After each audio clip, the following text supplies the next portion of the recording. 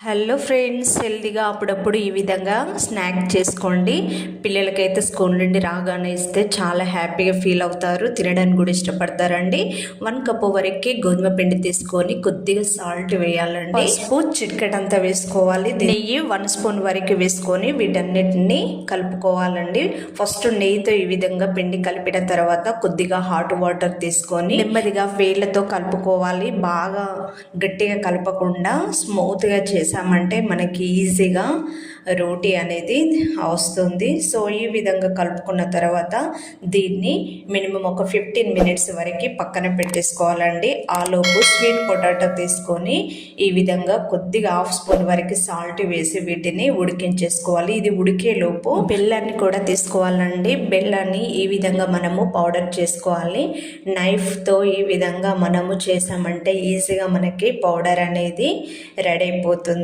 ఈ బెల్లం పౌడర్ని పక్కన పెట్టేసుకోవాలండి. స్వీట్ పొటాటో పొట్టును పూర్తిగా తీసేసి ఈ విధంగా స్మాషర్తో మెత్తగా చేయాలండి. మామూలుగా చేతితో కలిపినా పర్లేదు, మనకి ఉండలు లేకుండా ఈ విధంగా మెత్తగా కలిపేసుకోవాలి. ఇప్పుడు ఒక కడాయి తీసుకొని అందులోకి నెయ్యిని యాడ్ చేయాలండి. ఒక 1 స్పూన్ వరకు యాడ్ చేసేసుకొని ఇది హీట్ అయిన తర్వాత ఇందులోకి బెల్లం తురుముంది కదా, దాన్ని కూడా ఇందులోకి యాడ్ చేసుకొని కంటిన్యూగా మనం కలుపుతూ ఉండాలండి.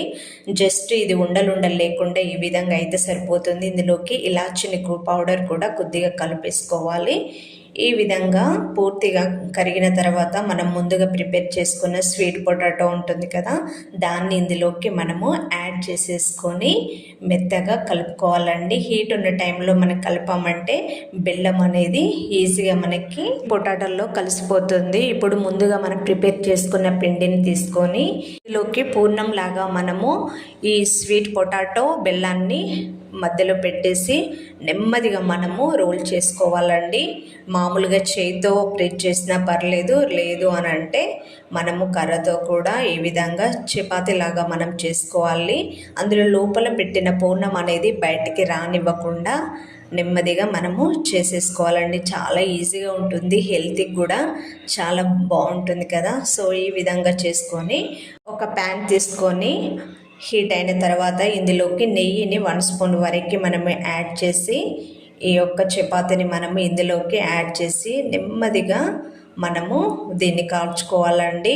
ఇరువైపులా మనము నెయ్యిని యాడ్ చేసుకున్నామంటే మనకి టేస్టీకరమైన రోటీ అనేది రెడీ అయిపోయింది. Thank you for watching.